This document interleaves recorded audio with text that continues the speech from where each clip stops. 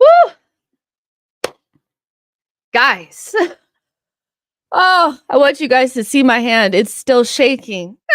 That's how, like, oh my gosh, that game was just so.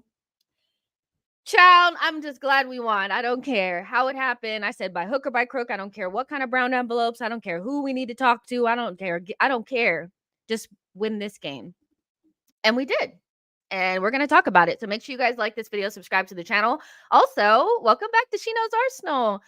It's nice to be back. You guys, I was gone for a week. I was working and I was out of town. So I didn't get a chance to do any live streams while I was gone. But it's nice to come back and have a chit chat with you guys about this game. How do I even summarize? Make sure you guys are voting on who your man of the match is. But how do I even summarize a game that I feel like nothing really matters but the 3 points, genuinely? Arsenal haven't beat Tottenham away in 2 consecutive seasons in 36 years. So in order for us to, like, we're talking about breaking generational curses right now, is what we accomplished today. And Spurs had been off for like 16 days. So they haven't played any football for like 2 weeks.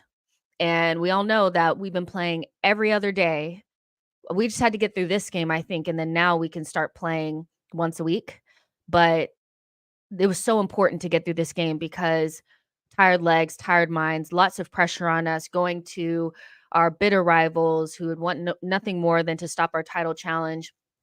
And it was tough. Like, it was a tough game. I felt like the first half, when it ended, I was like, it's funny that we're 3-0 up because I feel like we played like shit.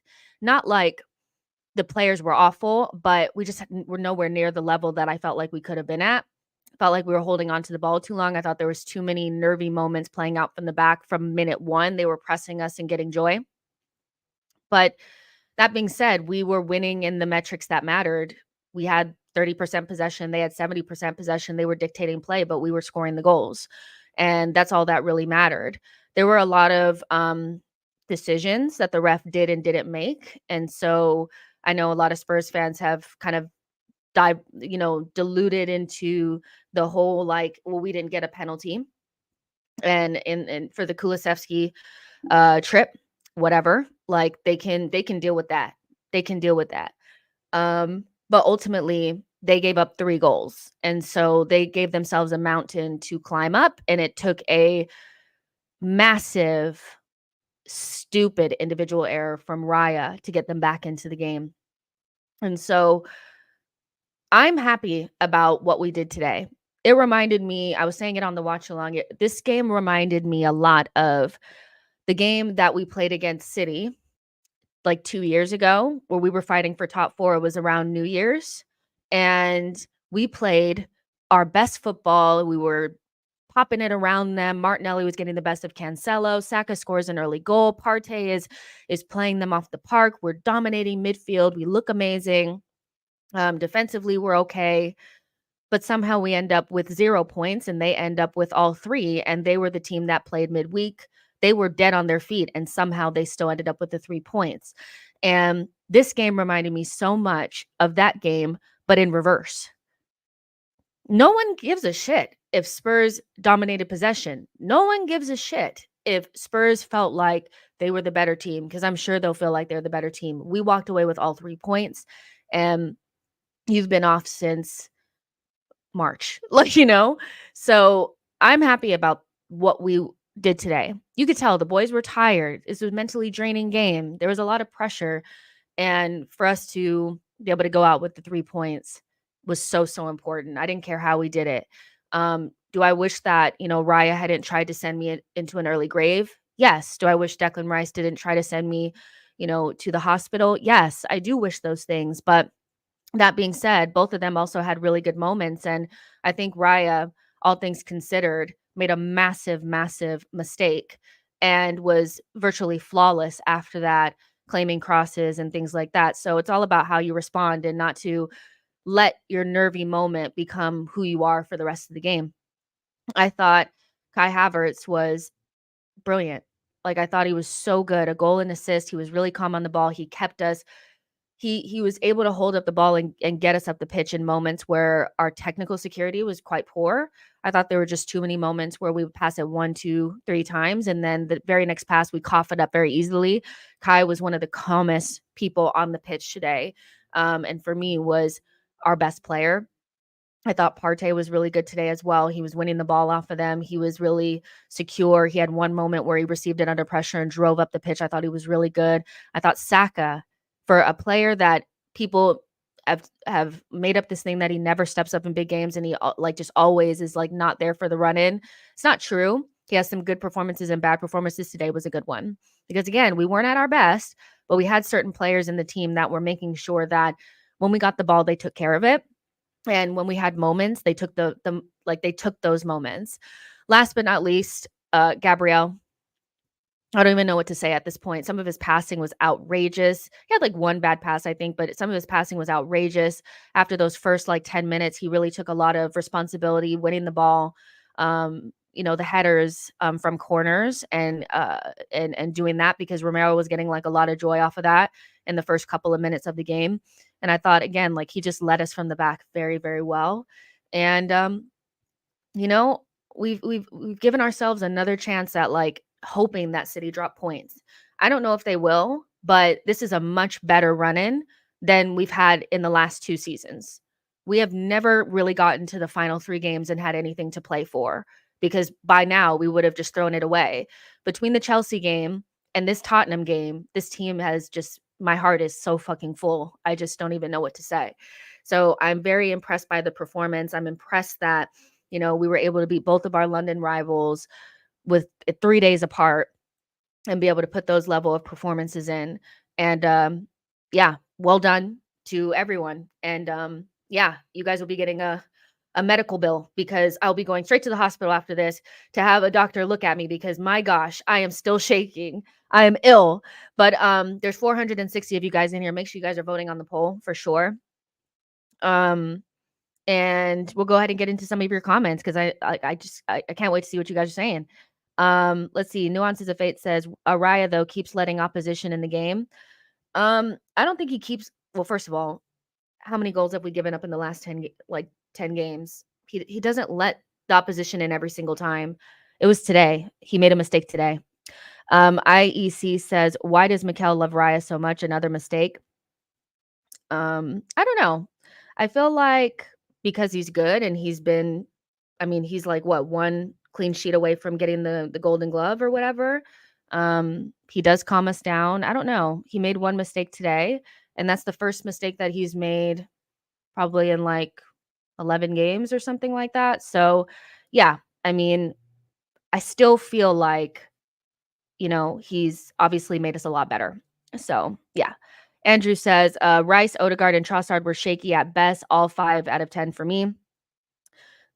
Those are 3, to me, those are 3 players that in the previous game against Chelsea were some of our better players. So, yeah, they were shaky, but there are games where Ødegaard and Trossard and Rice are our best players and other guys are shaky. So it's a team game. It's a team game. I think today people will be extra harsh because they feel like we should just win a North London derby 3-0 and nothing is going to go wrong. But genuinely, that is much better than I thought was going to happen. I thought it was going to be a lot closer. I thought it was going to be a lot more where we're going to struggle to score and stuff like that. Genuinely, like to go into a North London derby away from home after the Chelsea game, knowing that you have to win, I'm sorry, but like it's going to be hard for me to be like upset. I think there were so many good performances that are going to go unnoticed because we had those nervy moments at the end. But we played I thought we played well considering the circumstances. Remember, Spurs have been sitting on ice for 2 weeks. So they were fresh and ready to go. Where our players have been playing every 3 days for a long time. So yeah, it's a little bit like I feel like we're a little disingenuous about like how difficult games are. We just feel like, well, it should just be smooth sailing. Raya should not make that mistake 100%. But listen, we won the game. Like, come on.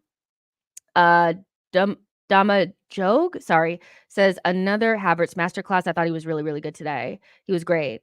Let's see. Aman says we didn't even need to play at our best to be 3-0 up in the first half. That's kind of how I'm looking at it as well. I'm like, you guys, like, I get it because the most fresh thing in your mind is, oh my gosh, like we could have lost that game. We could have dropped points. But you got, like, if you think about everything, the context of the situation, any like winning at North London Derby in the way that we did, like, remember, we haven't won back-to-back away North London Derbies in 36 years. We're in a title race and we're under pressure.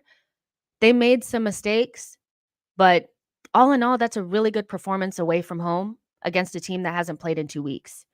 Genuinely, I couldn't, like, I obviously, like, I don't want Raya to make the mistake and I don't want to give up the penalty, but child, I cannot. I'm so happy. Like, I'm so happy. The Arsenal perspective says, is the Kai Havertz debate over now? Definitely more of a positive signing than a negative, looking at his debut season with Arsenal. Yeah, I think honestly, like, I think Kai is he's really shown up. Like, he had a tough first half against Chelsea and then showed up in the second half. And today I thought he was our best player. I thought he was so calm on the ball and so assured, and the pass that he puts in for Saka and how he took his head, he's fantastic. So I don't know, the debate will always rage on. I think once somebody gets it locked in their head that a player is keeping us back or sending us backward or whatever, they'll be very quiet when he has good games, but if he has a bad half, they're calling for his head. There were a lot of people in the first half against when we were playing against Chelsea that were really loud on the timeline that went silent when he scored those 2 goals. So there'll be people that will hate Havertz no matter what. And that's just how agenda goes. But from my perspective, personally, I'm just happy it's working, because even though I still would have did something different in the summer, all in all, we need him to work out. Like, we need him to work out. And I think he's given us a different dimension up front that we wouldn't have had otherwise, because we don't have to see Eddie in a North London derby. We don't have to rely upon Jesus in the run-in either. So I think he's been good. I think he's been really good, actually. Like, I'm very happy about, like, his performance. Chosen One says that that's a legacy game for Saka. The goal was world class, and the celebration to top it off, also a legacy game for Kai. He's won a lot of Arsenal fans' hearts. 18 GA in just this league is in just the league as well, and 18 GA in the league. And then you also add on to the fact that he started off slowly because he needed to transition into, like, playing for us. Just imagine what it'll be like next season if he continues to play with us and we improve. So I'm choosing to think on the positive side with Kai, because I mean, he's not really giving me any negatives right now. Like, he had some poor games early on in the season. I stand by that. Nothing has really changed. But in recent times, he's been really good. And I do find it a little bit weird that people are trying to force this narrative that he's still not playing good, or it's just barely. He's playing good. If you made him into somebody else, his name was not Kai Havertz, people would be like, "Oh my gosh, he's amazing," right? And so he had a really good performance today, and he's a big game player. He's definitely a big game player. John Donut says, "Hey Jess, hello." ES says, Ben White was amazing. Ben White was good. And you could just tell, like, guys were tired. Like, you could tell, like, we were on like the end of our rope. You could feel it. You could feel it. Like, guys were looking weary. We were giving up the ball unnecessarily. Like, it was insane. But we won. North London Derby, like the most pressurized game that we usually have in a calendar year, away from home at Tottenham. And all in all, I think we did a really good job. I know that, I don't know, it's like people expect perfection, like the other team is not going to ever get anything, or it's going to be smooth sailing. But the way that the game went, I'm actually pleasantly surprised, because I thought that it was going to be more like we go down a goal and then we have to fight back, and then we just had to maintain the lead, and we did it. Like, we maintained the lead. And quite frankly, if we had not put them back in it, they wouldn't have got back in it. Trust. And it was just so nice to see their stupid faces look so devastated. Like, God, they're so pathetic. Like, they really are. And like, that's probably one of our worst performances in 2024. I would put it way down, like, in terms of just the gameplay, was probably one of our worst performances. Like, coughing up the ball, like, not being secure on it. I saw some really, like, stupid stuff at the back, making individual errors, but we still beat Spurs away from home in the run-in. You see what I'm saying? So, yeah, it's wild. Levon, thank you so much for your super chat. Says the Partey haters are quiet now that he has fitness back, great passing, and frees up Rice. Yeah, I'm gonna leave that for another day. Like I said, I have him for one of my man of the matches. I think he was really good today. Um, I don't think it's a debate that needs to rage on. Because we all know what the debate is actually about. It's not about his quality. It never was. So yeah, Tawana says Raya doesn't want that golden glove. It seems like, why are you doing these silly things? I don't even know why he tried to chip it into Partey like that. I just couldn't understand it. There was somebody at the back of Partey. There were two Spurs players here, and Raya just has like a mental conniption and just like tries to chip it to him. I'm just like, don't ever do that in your life. But the one thing I will say about, and I know people don't want to hear it, but one of the differences between like Raya and other goalkeepers that make mistakes is you have to rebound from that mistake and not let it take you down. You make mistakes in football. Now, goalkeepers, when they make mistakes, it usually ends in a goal, and that's why it's so heavy in our minds. But sometimes, you make that mistake and then you just let it take you under. I thought after that he was really good. After that, claiming crosses and things like, and that was really important because they were putting in loads of crosses. So um, obviously he deserves a slap across the face, but you know, we got through it. We got through it, and it's all about how you rebound. But yeah, I don't know why he tried to chip it into Partey there. It was a mental lapse of complete head loss and just tomfoolery. Like, I just don't understand why he was doing it. I genuinely was just like about to cry when he did it. I just was like, because I knew they were going to score a second goal. From there, I was like, they're going to get a second goal. I don't know how they're going to get it. And Rice, bruh. Ashraf says, big up, Jess. The goals conceded ruin the vibe, to be honest. It doesn't it can ruin the vibe for you. It doesn't ruin the vibe for me. I'm keeping the big picture. Um the big picture, like I'm keeping the big picture like front of mind. Like, we just needed to win. Um Dude Diary says, just rattled by that Partey comment. I don't know how I could be rattled by somebody that I put up as man of the match. Partey was my second best performer today. I had Kai and Partey and Saka. So I'm not rattled by the comment at all. Like, again, I stand by what I said about Partey, you guys. It's not that big of a deal. He's just, this is the first time since August that he started back-to-back matches for Arsenal.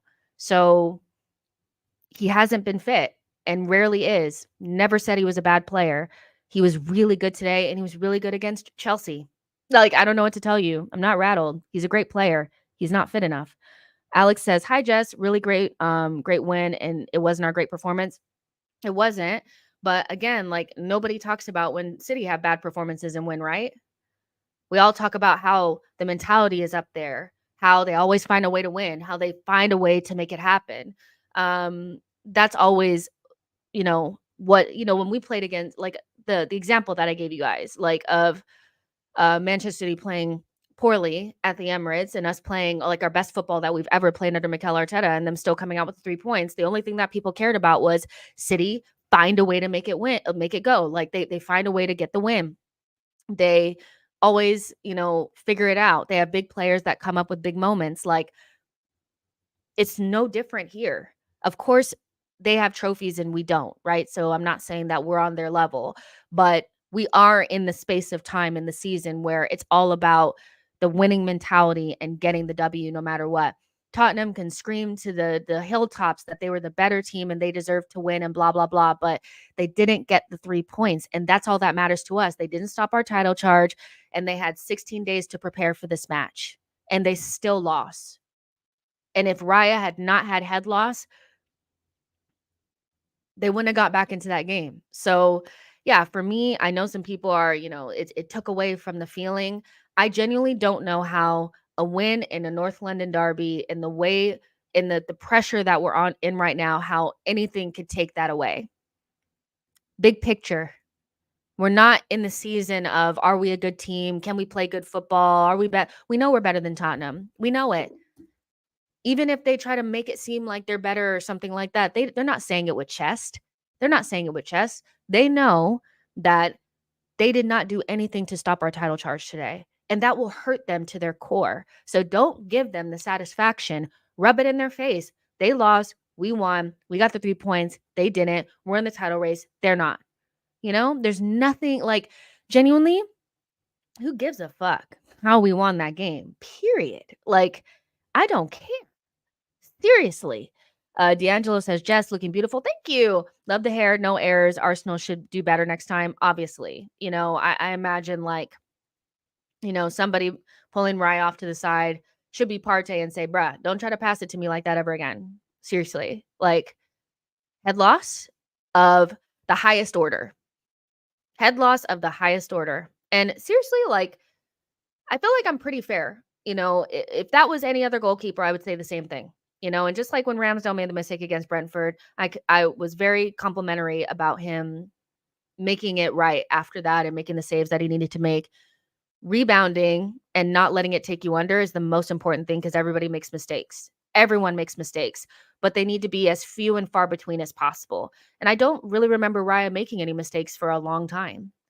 So I can give him a pass, especially because we won the game, but feck, like literally, I thought I was gonna throw up. Like I was like, I cannot believe you've just done this. Like I cannot believe you just done this. And as soon as Rice, like I just knew, I was like, they're gonna give him a penalty. Seriously. But let's talk about our goals a little bit too. Like we scored 3 goals. Well, we scored 2, but you know, Højbjerg, thank you so much. You prick. You know, I love that he was the one who scored the own goal because I can't stand his ass. I really can't. I hate him so much. I hate all of them, to be honest. If I'm so serious, I hate them all. But Højbjerg, thank you for the own goal. But my goodness, the second goal that we score, you know, they thought that they should have had a penalty. Listen, I've seen those not given and given, you know, and the referee decided. The thing is, you know, maybe if what's his name? Kulusevski, maybe if he goes down, then they call it, but he stayed on his feet, you know, and so we've said this with Saka before that there's been times where we thought that maybe he could have gotten a penalty, but he stayed honest and stayed on his feet and we didn't get it. And ultimately, I feel like that might have been what happened. If he had went down, maybe it would have been different. But also, it was kind of like a trip. Like it wasn't like a colliding. Like it wasn't, you know what I mean? So I think the referee just about made the right decision. And so they didn't go back and give it to them and trust if they felt like it was a penalty, they would have because they suck off Spurs at any moment that they possibly can. But it was the attack after that that was like perfect. Passed it through. I forget who passed it to Kai Havertz, but that ball into Saka was amazing. And Saka's composure in that moment to just get on to his left and put it in the back of the net. I've seen that finish from Saka so many times, but in that moment, under pressure, was perfect. And then we finally got a set piece goal that was actually scored by an Arsenal player by Kai Havertz. And so I think our big players stepped up in big moments and 3-0 up. We weren't going to give, we were most likely not going to give that away. And that's why it's so important to finish your chances because you just don't know what's going to happen. You could give away a silly goal. You could give away a penalty. And the gap was just so large that even though if we had played up probably a couple more minutes, we probably would have conceded that third one. It was already pretty much won in that first half, you know? So yeah, I enjoyed it. Now, Kev, I'm on the same wavelength as you. Go Spurs. Go Spurs against City. It's the only time that I will ever cheer for you bastards. That's it. But knowing them, they'll lay flat and just be like, take it. Like seriously, because they're just but they didn't really give up that big of a fight today either. I just think they're almost like out, you know? Like I didn't really get they weren't giving like that energy of like we really want to take it from you. So I feel like they'll just lay down against Manchester City for real. Genuinely. Let's see. Arsenal fan down under says, big win today, Jess. Impressed with our composure after conceding the second goal. Same.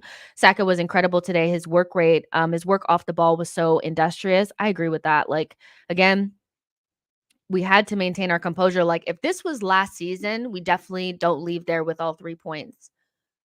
Because this shit happens. Like, when's the last time that we've went ahead and given away like 2 goals and let them back in? It's been a long time. We've been so good in 2024 that we really haven't had these moments very often. But last season against West Ham, we know against Liverpool, Nottingham Forest, you idiots.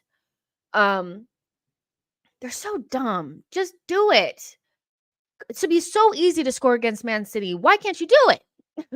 But yeah, like last season, like against West Ham, 2-0 up. down, we give it up.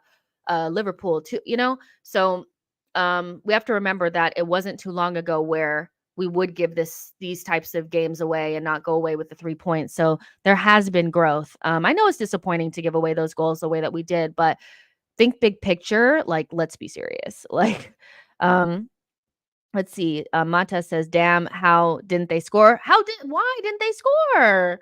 Come on now."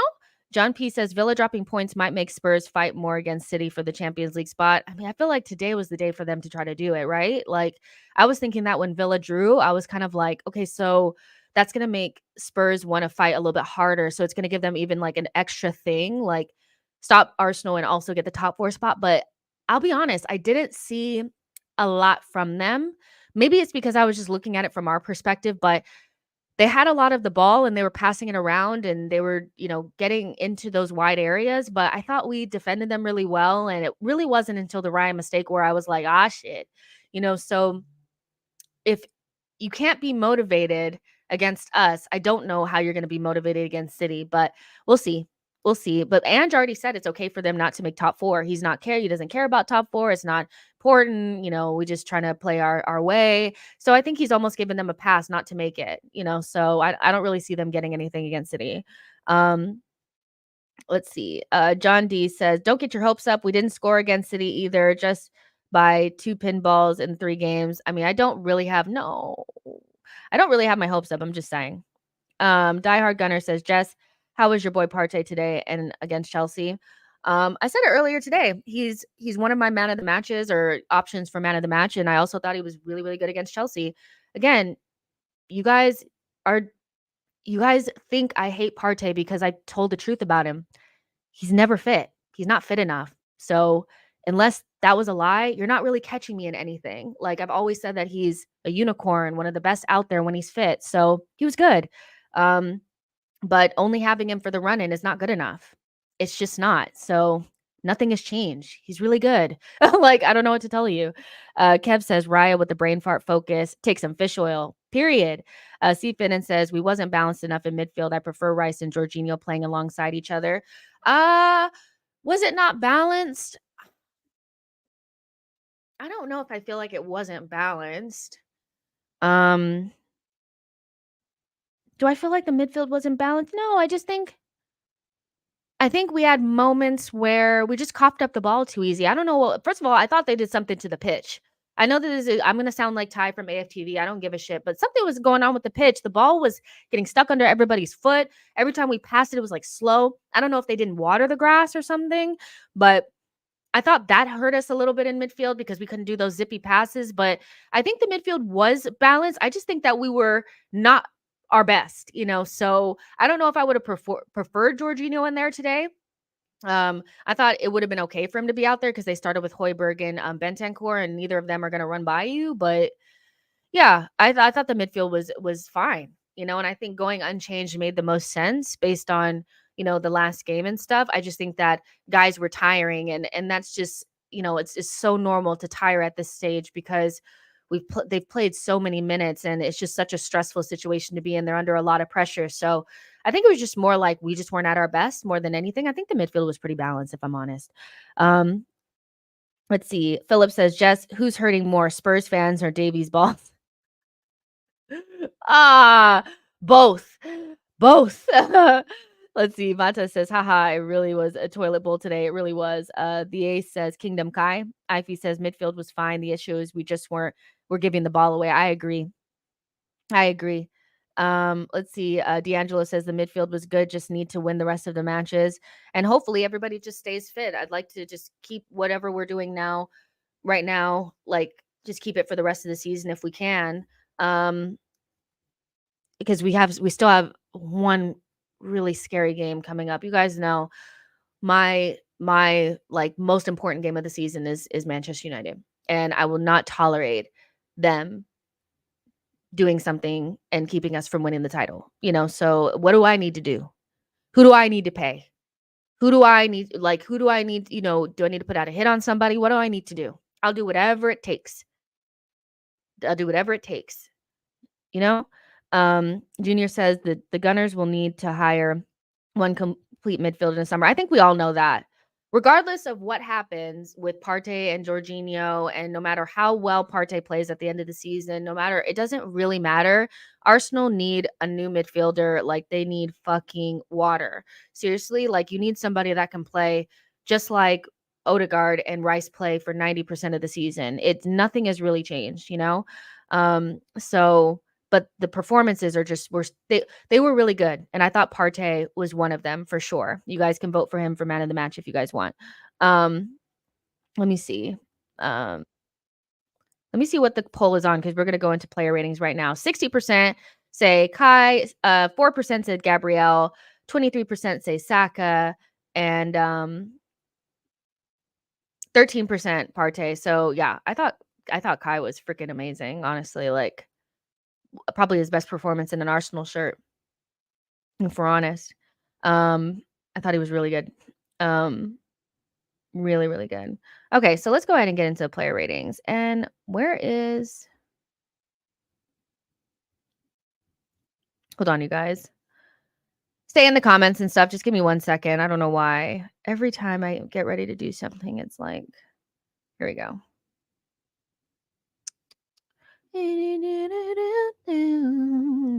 All right. Let's get into the mess. Let's rate these guys. Okay. So there's 500 of you guys in here, so I expect to see 500 ratings. Not going to get to all of you guys, but I want to see some ratings in the comments. And we'll start off with David. I'm going to chip the ball into the middle of the pitch to Partey and get it picked off and give away a needless goal. Raya. My gosh, buddy, I cannot defend you on that. I really can't.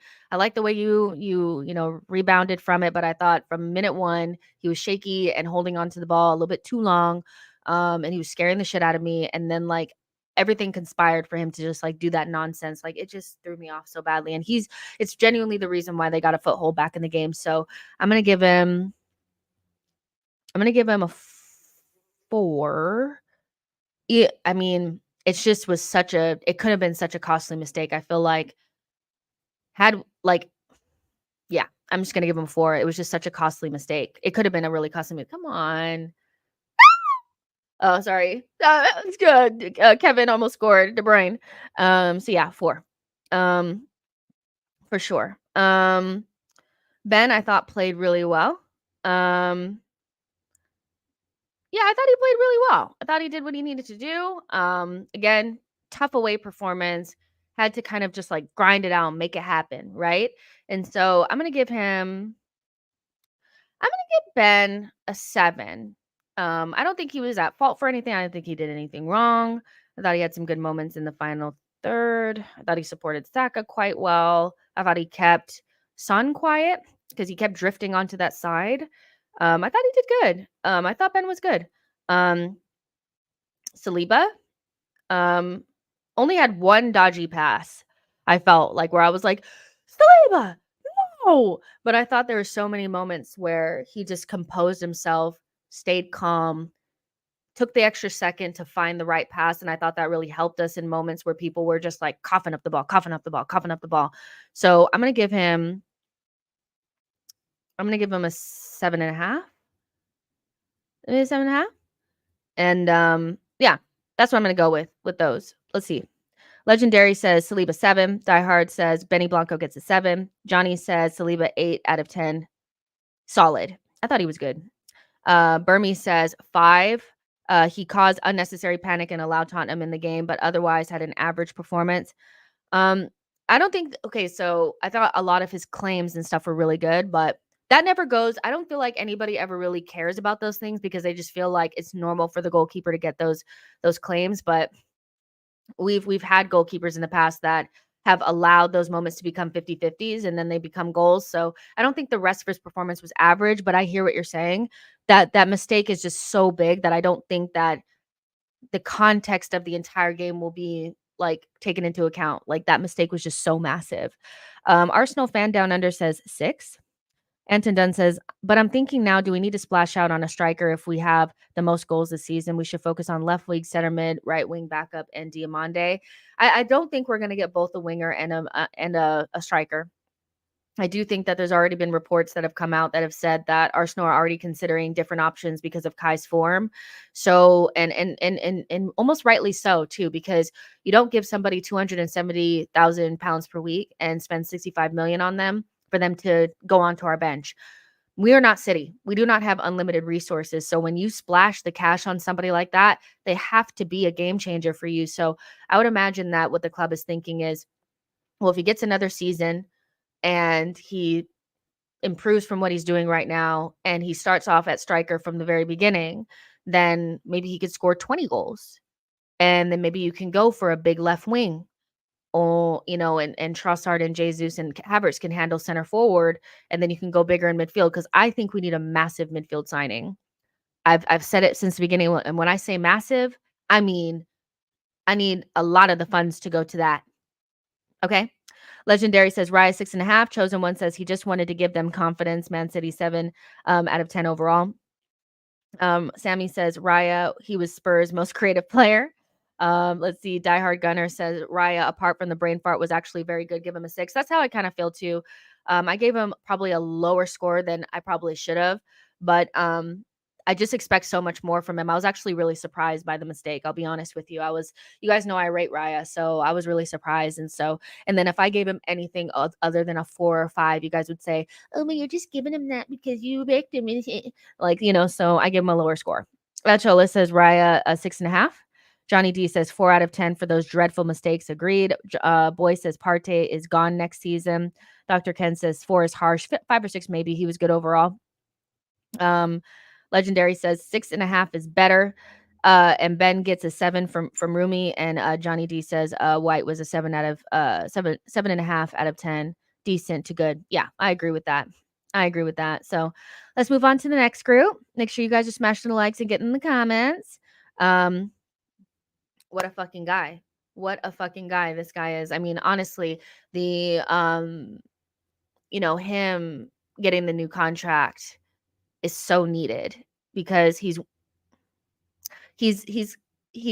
gotten a new role this season. Like, it's not just he's gotten better. He's our leader back there. He is there's a clip of him, like, after we scored against Chelsea so many times, but after we had scored against Chelsea, Saliba started running off to try to celebrate with the rest of the team, and Gabriel like ran after him and stopped him so that he could like get him back concentrated because the job wasn't done. And I really do think like we're seeing the change in Gabriel this season, where he's going from somebody that we really like, we think is really good, he's Saliba's best partner, into the true leader in the back. The true leader in the back. Like, he is the one that's organizing everybody, keeping everybody calm, leading by example, a defender's defender. And honestly, some of his passing today was unreal. Some of his passing in between the lines was out of this world. And so, yeah, Gabriel to me was one of our best performers. I would give him man of the match if Kai wasn't so good and also Saka wasn't so good, right? And so, my goodness, Gabriel, he's been outrageous this season. Outrageous. 8. Definite 8. So good. So good. So calm. So cool. Tommy, I thought he had a mixed performance. I'll be honest. I would love to know what you guys think about this too, because I felt like Kulusevski got the best of him several times. He tried to put his body on Kulusevski, and Kulusevski rolled him a couple of times. He did some good things, some not so great things. I thought the left-hand side technically was off of it. I thought him and Trossard had a tough time connecting with each other, creating moments in the final third. I thought they were pretty sloppy. And so I thought he had a mixed performance. I still think like if he's there instead of other players like Kiwi or Zinchenko, we obviously are in a better position anyway. So, but I want to be honest about how I feel about his performance. I thought it was mixed. And so I'm going to give him a 6.5. Maybe I'm missing something, but I thought his performance was very mixed. So yeah. And then, yeah, we'll stop there and go to the next one because I want to know what you guys say. Vivid says, Rodri? They're literally never going to get a penalty for that. Sorry, I'm like, keep looking. Yo-Yo says he was better off the ball. Diehard Gunner says Tomiyasu was decent, grew into the game. Yeah, it wasn't flawless, but at the same time, like it happens, So I'm not I'm it's not that he was bad. I just felt like there was a lot of mixed moments. And like Yo-Yo said, he was better off the ball, but there were times that Kulusevski got by him a little too easily. So yeah. Errol Graham says expressions is delighted Spurs. Hello, Jess. Rumi says 7 for Tommy. Diehard Gunner says the big hurt. Gabriel gets a 8. Nostradamus says Magalhaes has been the defender of the season in the league. Honestly, I do feel like probably unpopular amongst most people, but I think most are like the majority of the team of the season should be Arsenal players at the back. We've been far and beyond the best defensive team in the league, and I just feel like the center back pairing should be Gabriel and Saliba. Like, I don't understand why it would be. Kev says Gabriel is a real killer. KK says Tommy 7. Legendary says Tommy 7. Nostradamus says Tommy worked hard 6 out of 8, 6 out of 10. And the one thing too is like, as much as I felt like the left-hand side struggled on the ball, I do think both Trossard and Tommy worked exceptionally hard and worked really hard together to make sure that, even if they made mistakes or we lost the ball or whatever, that they tried to win it back. And so that is the difference. Like, if you do make a mistake, as long as you recover and work hard to try to get it back, you can stomach those mistakes because you can't expect people to be perfect all the time. So he had a mixed performance, but I thought he worked hard. And I thought him and Trossard, even though they struggled, they were good. Partey, I thought had a really good game. I thought he had a really good turn in the midfield to get us up the pitch. Some of his passing was really good. Some of his recoveries were really good. So yeah, I thought he had a really good performance. He didn't look tired to me either. Like he had a solid performance in there. It was weird because I don't know if I felt like we controlled the midfield, but I don't think we were getting overrun. And so yeah, I thought he had a really good performance. I'm gonna give him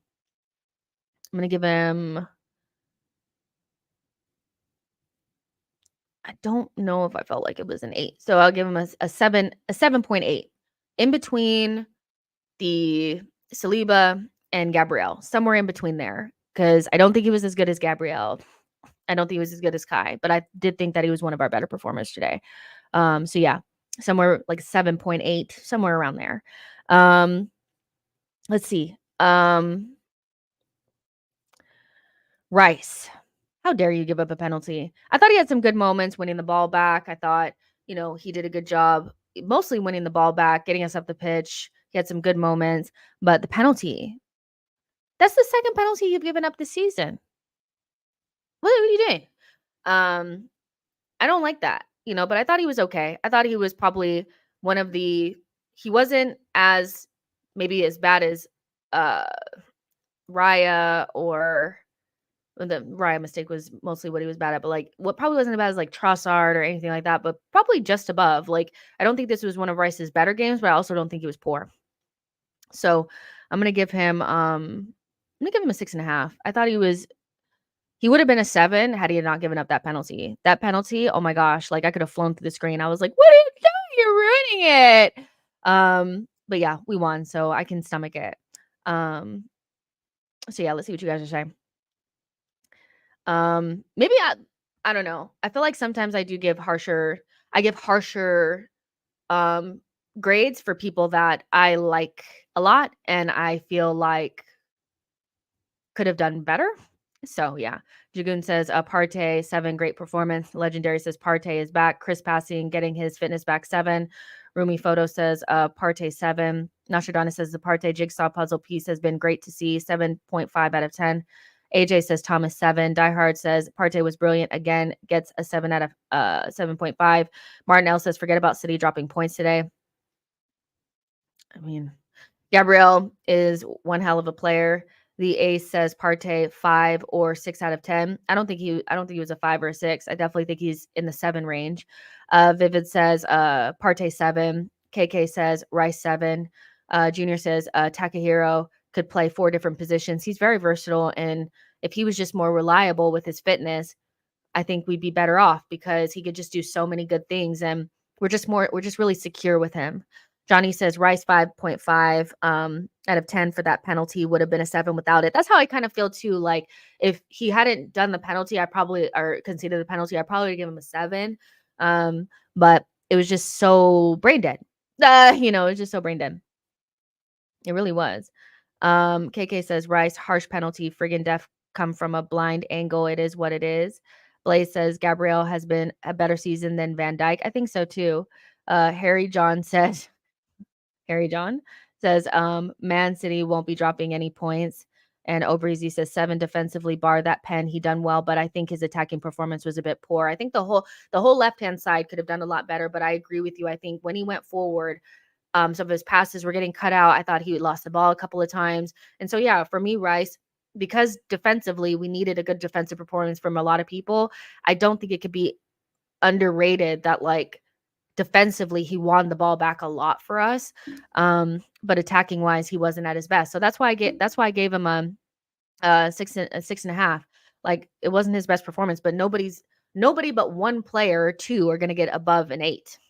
So when you consider that, anything between 6.5 to 8.5 is probably a goodish performance based on the fact that everybody kind of dropped, just a little bit. So yeah. Let's see. Who's next? Ødegaard. Another one with a mixed performance. I thought did some good, did some not so good. I felt like he had 2 moments in the second half where I was like, are you tired, or are you just, what are you doing? Why is Grealish acting like he's been killed? Jesus.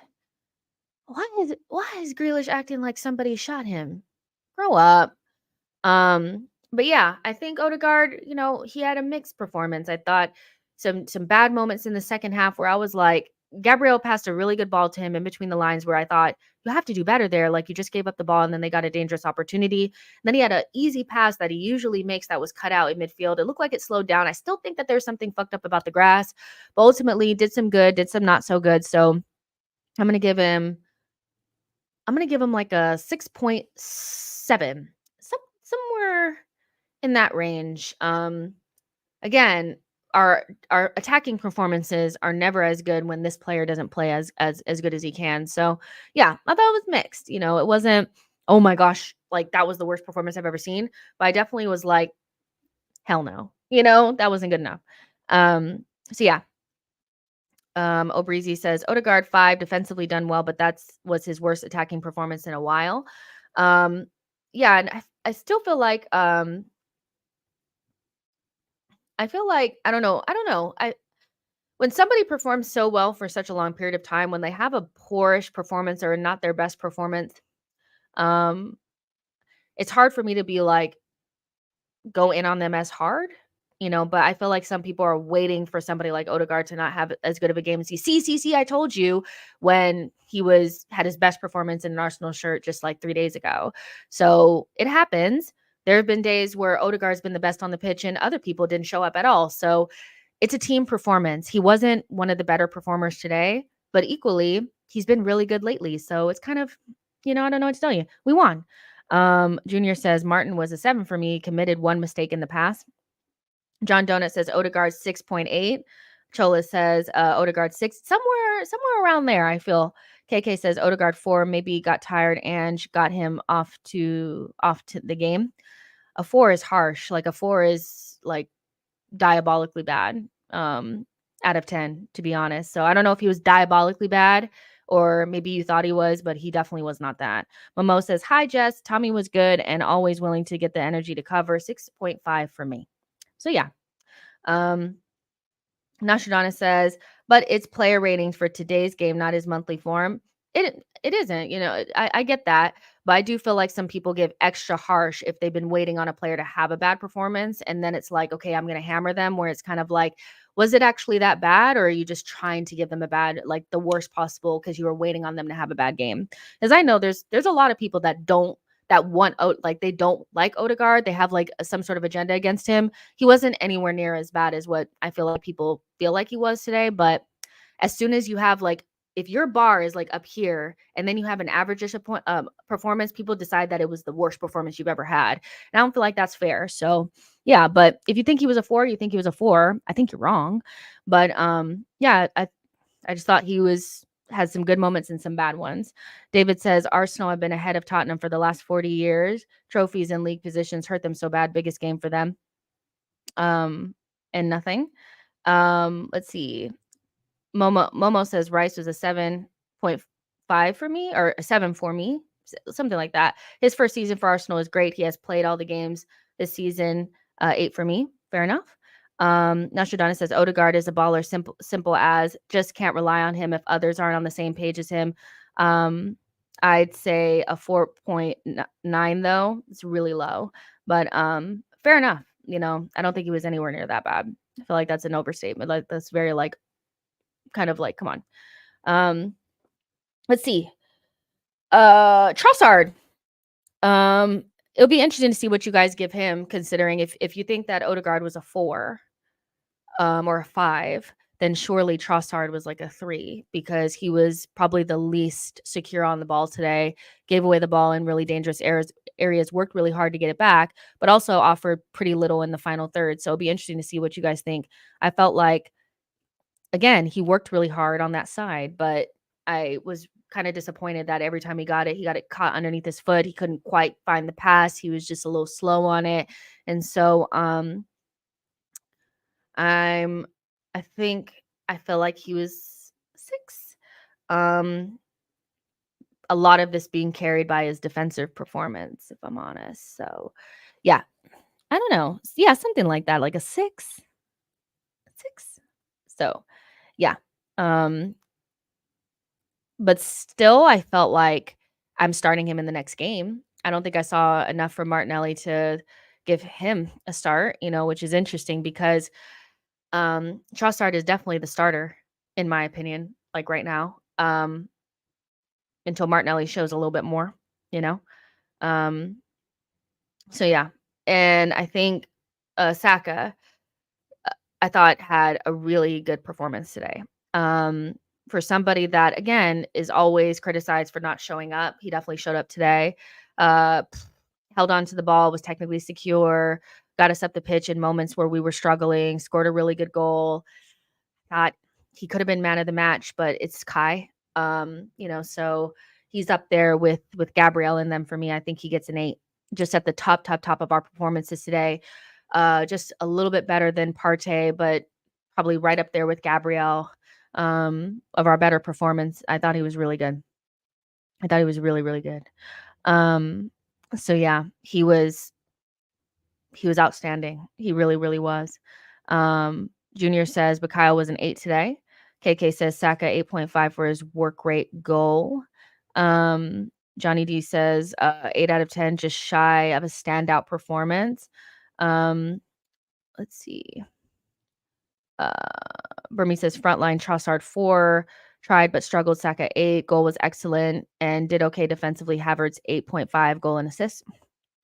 D'Angelo says Trossard show experience and mature, but the thing is that's the thing. If you're not going to have the best performance in the world, do you know what I mean? Like if sometimes you're going to have bad touches, like this happens. They're not perfect all the time. Like if you're going to have an off day, you have to work hard and be defensively sound and keep your head up and be mature. And I think Trossard does give us that. And I think that's why he's being trusted more and more, because even when he has dodgy performances on the ball, you can rely upon him to get most things right off the ball. And that's important in the game. So I still feel like he deserves to start. I thought he had an off day, but almost everybody did except for the top 4 people that played today. Dale says Trossard 5.5. He unleashed his inner Zinni, coughing up the ball in near the box multiple times. Fair enough. Let's see. So yeah. Who is that? Somebody's on the ground. So yeah, Saka was good. And last but not least, we have to talk about this big performance from this guy here. Our most secure on the ball, our most calm person. He had a lot of good moments where maybe he didn't win the ball, but he made it difficult for Romero and Van de Ven so that they had to there would be like a second ball there to be gotten. The pass for Saka was outrageous for the second goal, and his header was great. And I thought from minute 1 to minute 90, he worked his fucking ass off. He really did. And it was like, if that was anybody else in our team, like anybody else, and their name wasn't Kai Havertz, they didn't have 29 on their back, they didn't come from Chelsea, more people would be raving about this performance, because away from home against your bitter rivals in a situation where players are tiring, it's under pressure, a performance like this, they would be fucking salivating. They'd be talking about how this guy is the answer. But because he's Kai Havertz, people are going to hold on to their agendas. I think Kai Havertz is always going to be a divisive topic in the fan base, mostly based on people betting that it wouldn't work out. And instead of being like, you know what, it's not what I would have done. Probably maybe, even saying like maybe it wasn't the best use of resources, but we found a way to make it work. And it's really working for us because it has been working. Goal City. Fuck. I hate them so much. But yeah, it's been working, so I'm going to give him an 8.5. I thought, yeah, I'm going to give him an 8.5. I thought he was really good. Off of a corner 2 week. Forrester week. So yeah. John Donut says, love this guy. Diehard Gunner says, ran his socks off, assist in a goal. Man of the match, Kai gets a 9. Love this guy. KK says, Havertz 9, superb assist and work rate. Let's see. Nocturnal Gunner says, he did it for me in 9.5. Rumi says, Kai 9. Johnny D says, Havertz 9 out of 10, easily man of the match. Here's why. He actually scored twice, both good goals, but that assist was exquisite. Flash score actually put Ødegaard there for 20 minutes. That was Ødegaard-esque. I didn't know it was Kai until we watched it back, and I was like, oh my God, that was Kai that put in that ball. And so some of this, his playmaking is coming out, which is nice too. David says, some people still argue over Raya versus Ramsdale. My opinion is that in a year or two, both will be gone. Both lose concentration. Yeah, I mean, it's an interesting prediction. Raya's only been here for a year, though. I mean, I don't know. I feel like it's either Ramsdale needs to be in the goal or both of them need to be gone for a lot of people. Raya made a mistake today. Everybody makes mistakes. He doesn't make them as much as Ramsdale did, though. And he didn't let it take him under. I don't think Raya will be gone in 2 years. I don't see that. And he's being written off in your first season is wild, especially when you're a part of the best defense in the league and you're a big part of it. So strange comment. Nostradamus says Havertz made more successful tackles than anyone in the team with 10. Amazing. D'Angelo says, go somewhere with your negativity.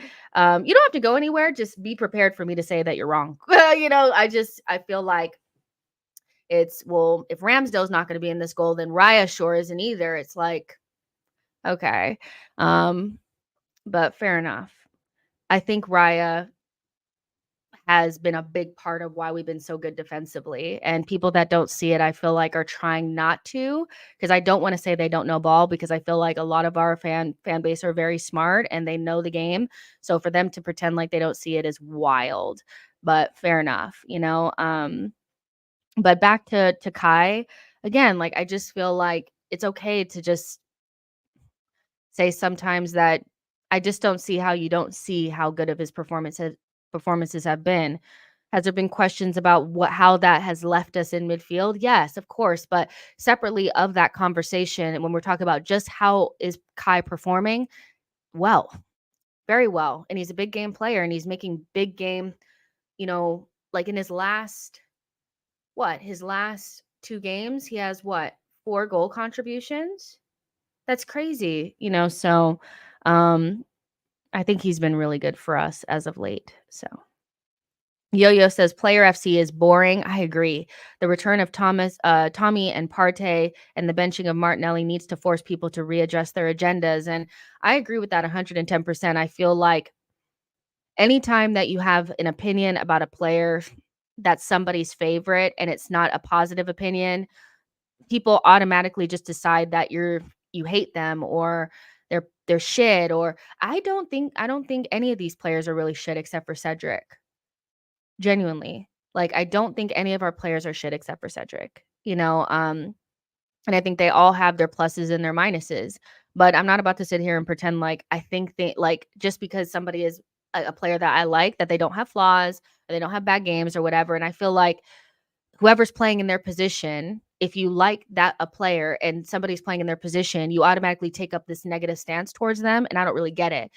There's so much negativity towards Jorginho, so much negativity towards Rice because Partey wasn't fit enough to even be in games. Like, he wasn't even on the bench. So I don't really understand that. Now that he's back in the game, if you're positive about Partey, even though you were honest about how he's never playing, it's weird. Like, it's not Player FC, it's Arsenal. So whoever's best for the team deserves to play, whether that's Trossard, whether that's Martinelli, whether that's Raya. Player FC sucks. So I don't know. Like, none of our players are really crap except for Cedric. Seriously. So it's not really about agendas. I feel like it shouldn't be about agendas, but it always is. And it's tiring. Like, it really is. It's just like, fuck, El Nenny's good. No, I'm joking. Karen says Kai is crap. Everyone has to compensate for him. He's just been decent lately. Karen, I want to believe that this is an agenda, because there's no way that you can be this silly. There's just no way that you could be this silly. Playing good as of late for the entirety of 2024, that's a purple patch. I think it's more agenda than anything. He's not crap, and it's time to get on the right side of history of this thing. Midfield, probably not his calling. Up front at center forward for Arsenal, a lot better. Let's be serious. D'Angelo says our midfield is serious. Can make an impact, people. Die Hard Gunner says Ramsdale is not a very good goalie. I'm sorry, he is poor for me.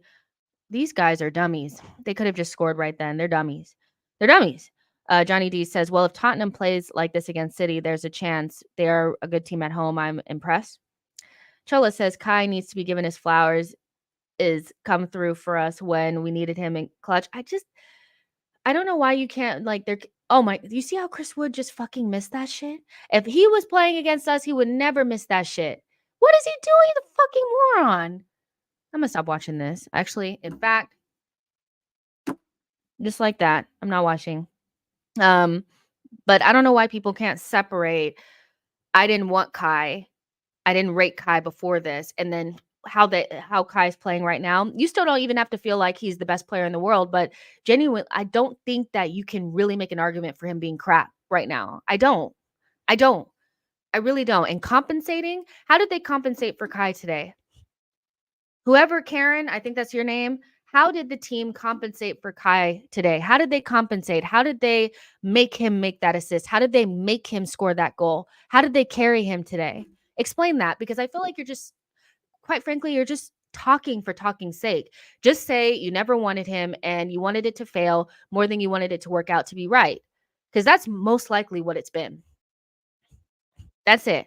And I'm not saying you have to lie about his performances, but his performances lately have been good. They just have been, fundamentally. Like, they just have been. Like, there's no way that you can think that Kai Havertz is being, like, everybody's compensating for him, or you're a Martinelli fan and you're still trying to make excuses for Martinelli, because Kai Havertz is not, like, he wasn't playing midfield when Martinelli came on today. And Martinelli, although he hasn't played very often, looked like he had played 90 minutes. So we have to stop acting like other players are not playing well because Kai Havertz is on the pitch. Yes, it's changed the dynamics of the midfield, but genuinely, when you get the ball, it's up to you to do what you're going to do with the ball, So I really think that, like, Kai Havertz, like, there has to be a separate conversation about usage of funds, how that's left us in midfield, and how he's actually playing. They're separate conversations. They really are. Theo says Havertz as center forward in 2024 is literally one of the best strikers in the world. Junior says Jess Sambi Lakanga is making a good season at Luton. What do you think about this? I think he's going to make a nice profit. That's what I think.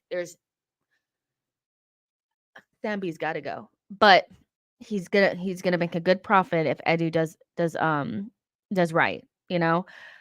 Blaze says some Arsenal fans will never like Havertz. Unfortunately, I agree with that.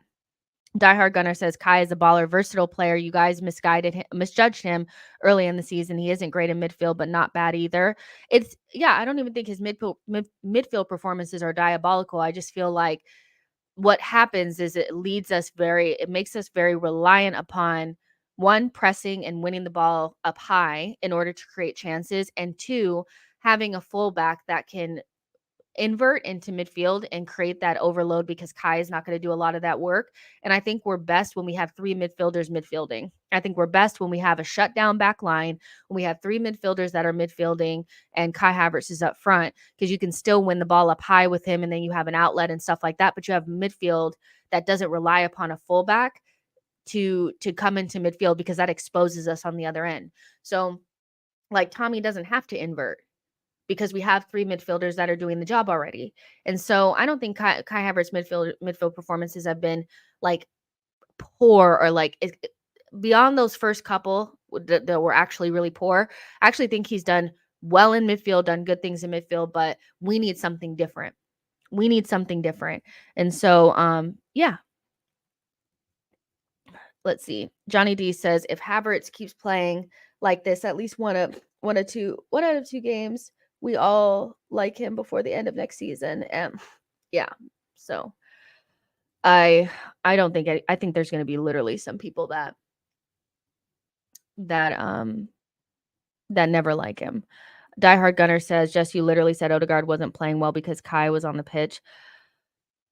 But I didn't blame Kai like he was. It's going to change the dynamics. Again, the midfield dynamics change when Kai is there, and it affects everybody. It affects Rice, it affects Ødegaard, and it affects the left wing. Fundamentally, that is true. But that doesn't mean that Ødegaard's poor performances are because of Kai. That's not what it means. And Ødegaard, when he was playing poorly, he had a hip injury. And I still feel like people are having a hard time copping to the fact that they were too harsh on a player that was playing injured. And as soon as he wasn't injured anymore, he started playing well. And he has to drop in deeper, which I don't think is his best role, but he adjusted. And so I do think it makes it harder for Ødegaard. I think it makes it harder for Rice. I think it makes it harder for the left wing. But I never said once that Ødegaard's poor performances are because of Kai. I said that the change in midfield makes it more difficult for Ødegaard, and that's just the truth. It just does. Because when you have to be the number 10 and the number 8, drop in deep, be in a double pivot and all that, it does hurt you. It just does. And so, and it's no different than people saying that like, oh, well, Rice's performances haven't been as good because he hasn't had another midfielder in there. Like, we all know that there's always a consequence or a reaction to to something happening. There's always a chain of events. And so I think anybody who thinks that the midfield hasn't been affected by Kai is probably not telling the truth, but it's not so bad that the entirety of somebody's performance can be given to Kai. So, and Ødegaard has had a handful of poor performances this season, and I kind of trying to figure out why we're always trying to make it seem like Ødegaard was so poor in the beginning of the season when we know he had a hip injury that he was playing through. Like, genuinely, like, let it go. I didn't blame Kai. I didn't blame Kai.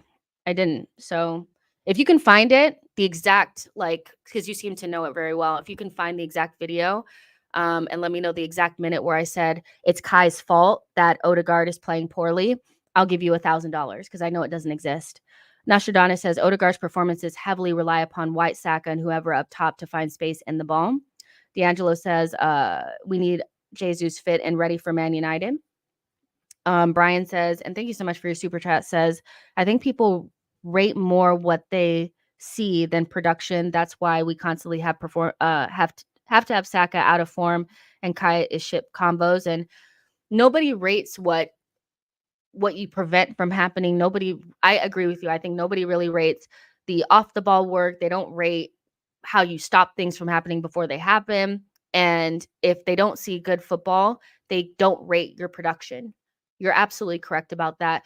As long as Kai is clumsy and he's not Thierry Henry or Isak, they're not going to rate him, period. I see people that don't rate Trossard because he has a heavy touch here and there, even though he has, 10 goals? And a lot of those goals have been incredibly clutch. Raya, he stops things from happening before they happen. So any goal that goes in is his fault, but they don't think about all the goals that he prevents just by making sure that they don't become 50-50s in our box. nobody cares about the things that they cannot overtly see. And so, yeah, Kai is always going to be misjudged or maybe not given as much credit as he deserves because he doesn't look great on the ball and he came from Chelsea and they wanted somebody else. Like, yeah. So yeah. Let's see. Kevo says Trossard had a poor game today. However, he's allowed a day off. Yeah, I don't think he was at his best, but as long as Martinelli is kind of playing the way that he's playing, I think Trossard is kind of safe in that position. And in the last couple of performances that Martinelli has had against Bayern and against Aston Villa, as much as people blamed those goals on everybody else, Martinelli did not go with Bailey on the back post, and that's how they scored that first goal. And he also didn't track Kimmich for the cross, and then he also did not track Kimmich, that's his mark. He's the left wing, he marks the right fullback. And he didn't track the cross, and he also did not track the header. He didn't track him into the box. And so at the very least, which you can rely upon from Trossard is that he at least did the defensive work. So even if on the ball he wasn't great, we're not giving up those easy goals, and it cannot be ignored. A lot of people ignored that. I didn't. Zinchenko was largely given all the blame for the Aston Villa game, where Martinelli just did not track his runner. Just simply put, he did not track his runner. And that's how that first goal was scored. So he gets away with a lot, Martinelli, I think. I don't think his body language has been great either. Not to project, but he doesn't seem like he just seems very out of it. And so Trossard, as long as I think he works hard and he keeps contributing good goals to the cause, it's his spot to lose. Martinelli's not doing himself any favors. But Martinelli is a good player that's going through a difficult time, and I believe he'll be back. I think he'll be back next season to his best, but I don't think it could be overlooked that as much as the midfield has changed and stuff like that, when he gets the ball and he has, the ability to do something with it, he's been pretty poor, so it just is what it is. AJ says the production is great, of course, but Arsenal fans are used to elegant, stylish players. Kai isn't elegant, so hence the gripe, but he's extremely effective. I guess my response to that would be, what did elegant football get us?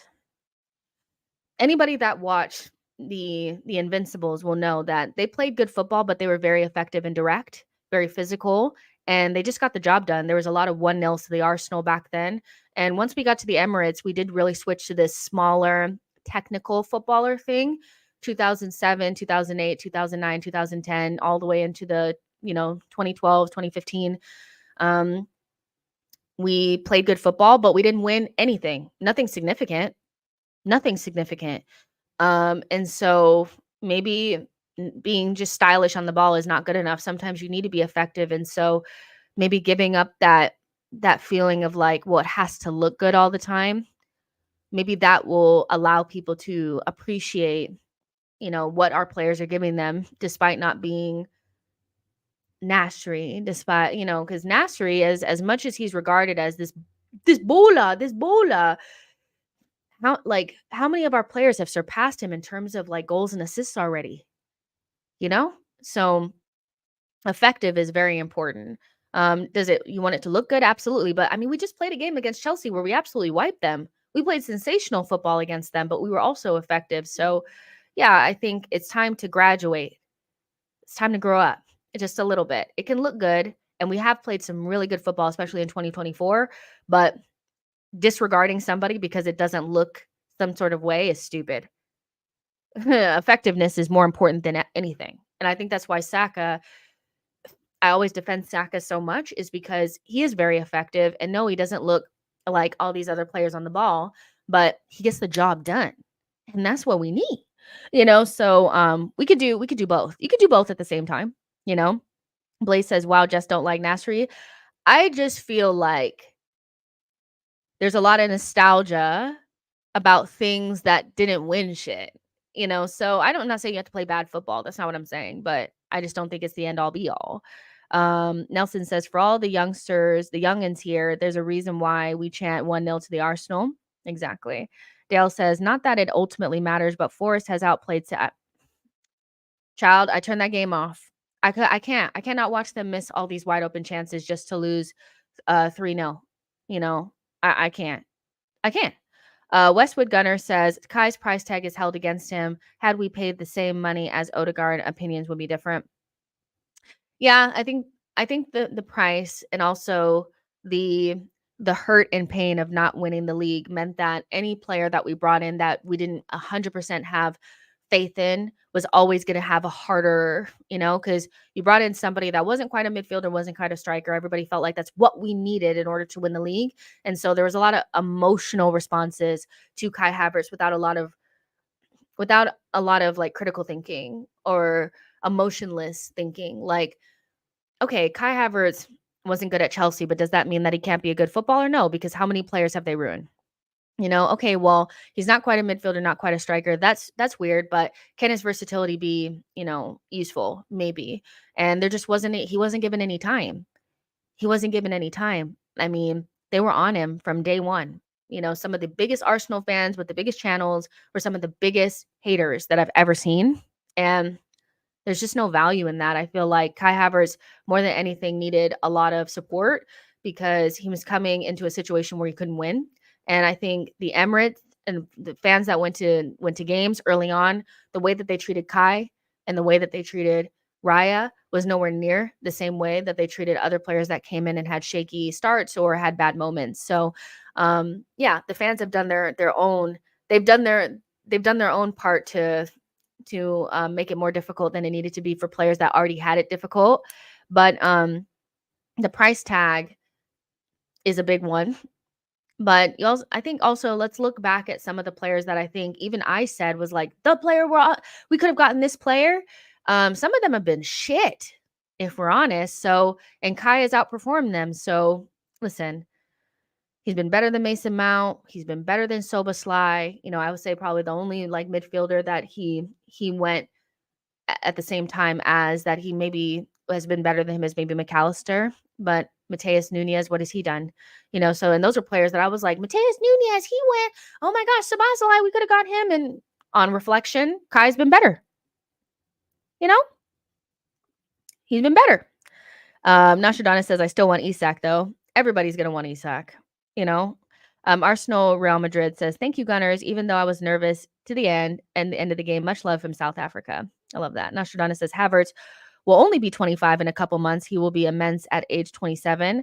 I mean, do we ever sit there and kind of think sometimes like, what could Kai become? Or is it just like, he's not what we want or we wanted. So that's just it. I mean, the upside on Kai Havertz is like, again, like Gabby, I don't know if you're still in the chat or not, but my friend Gabby, we always talk about this, is the player that was at Leverkusen. If we even get like 50, 60, 75% of that player, we're laughing because that player was largely considered generational by everyone. Everybody wanted Kai. Everyone. Manchester United, we wanted him. Chelsea wanted him. Real Madrid wanted him. Bayern wanted him. So if we get 65, 70% of that player, we are, like I said, we're laughing. And he's only 24 now. So there's also positives of a player, but the constant only focusing on his negatives, I feel like take away from the journey a little bit.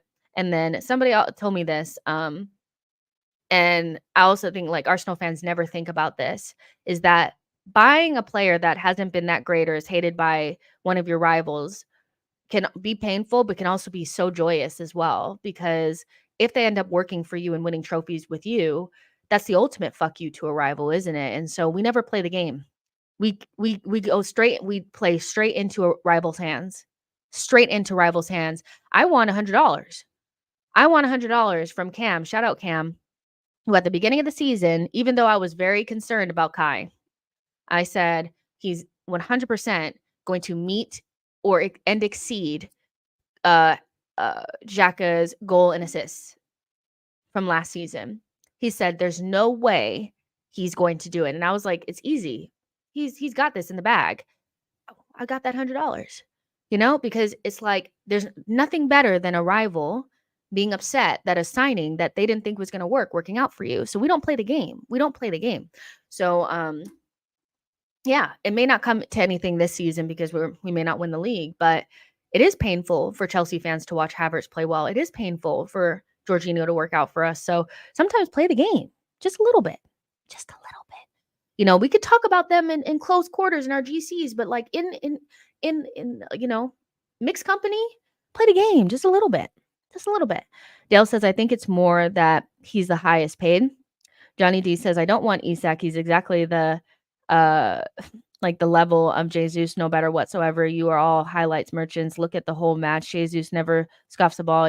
Isak and creates 500% more. I don't know, Johnny. I don't know. I don't think Jesus has ever scored 20 goals in a season. So I don't know if I can agree with you on that one. But you're a devout defender of Jesus, and I respect you for it. But I don't know if I can agree with that. I really don't. So yeah. But listen, I know that it was tough. I know it was scary. I know we barely got out, but we did it. And no matter what Spurs fans say, no matter if they're we were better, we were da da da, doesn't matter. Hold that. We got 3 points, right? And so yeah, Kai Havertz has won man of the match, and I think rightfully so with the goal and assist and a fantastic performance. So well done him.